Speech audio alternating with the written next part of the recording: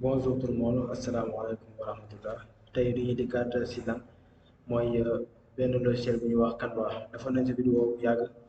mais defaat ko fi woon beneen vidéo je pense. Ok, ginnaaw bañ leen jaajëfalee yéen ñëpp ñu ngi leen di ñaan ngeen bu fekkee ne abonné boo nga bañ a fàtte ko nga abonné bu fekkee ne am na loo bëgg wax nga def ko si commentaire yi. Ok, tey li ñuy gis si Canva mooy lan nu ñu montage photo si Canva tey du rek dañuy indi incha allah. Pour ce faire nooy def da ngay ñëw comme fi nga ñëw design créer un design boo ñëwee créer un design da nga gis fu ñu def montage photo nga bës foofu léegi après boo defee loolu ba dana la proposer ay modèle pour nga jël si modèle yooyu noonu dana la proposer ay modèle pour nga def ko pour nga def sa montage photo. Ok,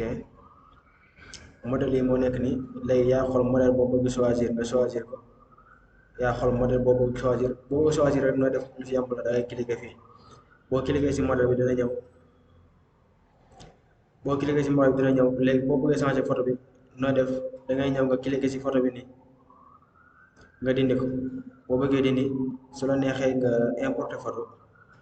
importer fii nga importer sa photo quoi photo boo bëgg a nekk photo boo bëgg a jël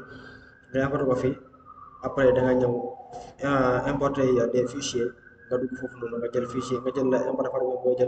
nga jël ko te exemple photo bi la ñu importé woon boo ko importé bu ñëwee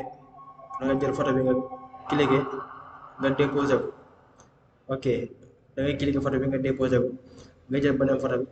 nga cliquer waat nga déposé photo bu la neex rek nga cliquer nga déposé.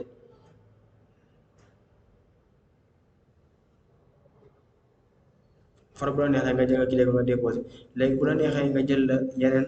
yeneen modèle comme exemple boo jëlee fii élément modèle bu la neex mën nga jël beneen modèle mën nga jël modèle bu la neex nga xool la modèle bu bëgg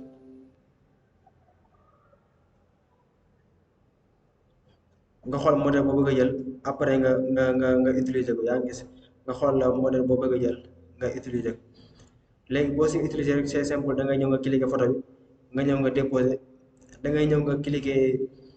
da ngay ñëw nga jël photo bi nga cliquer ko nga déposer ko comme noonu après dana ko tegee comme ni mu tegee yi bu fekkee ne photo bi da ko dagg tamit ak nu mu ko mën a daggee dana ko tegee comme noonu te exemple photo bi ni mu ko def nii exemple tey boo jëloon bi dafay laaj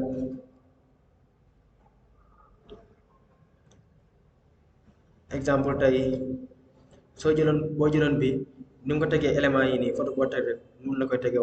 tegewaatee après mën nga fi la ñu defee importer fii nii la ñuy ajouter ay éléments exemple élément boo bëgg a ajouter ci sa photo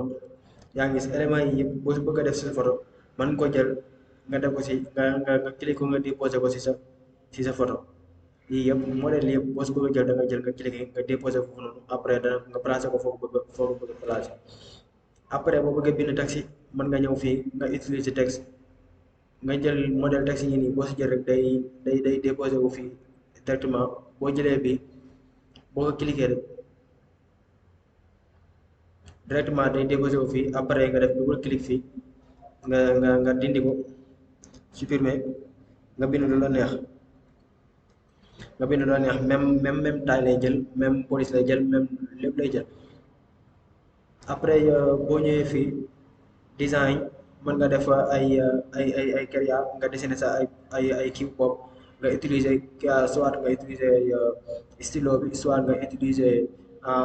marqueur bi soit nga utiliser soit nga utiliser gomme bi après bii nii mooy déplacement la bi pour couleur et ça c'est le paramètre donc après da ngay ñëw projet la koy fekk mooy ay projet yoo xamante ni def nañ ko ba pare bu la neexee nga ñëw nga jël benn modèle nga ñëw fii nii moom mooy yi nga xamante ni dooroon nañu ko daaneel boo ñëwee fii mën nga utiliser projet bi moom 1/2 la yaa ngi defoon nañ ko bi moom mooy suñ projet bi ñu mujj def bu la neexee nga ñëw nga defar yeneen lépp moom koy fekk si projet application boo ñëwee yeneen application yoo xamante ne nii da nga si mën a def ay montage moom nga siy fekk moom nga siy fekk yeneen application de Canva nga koy fekk ay audio ay photo arrière plan Cria tout cela mi ngi si biir Canva.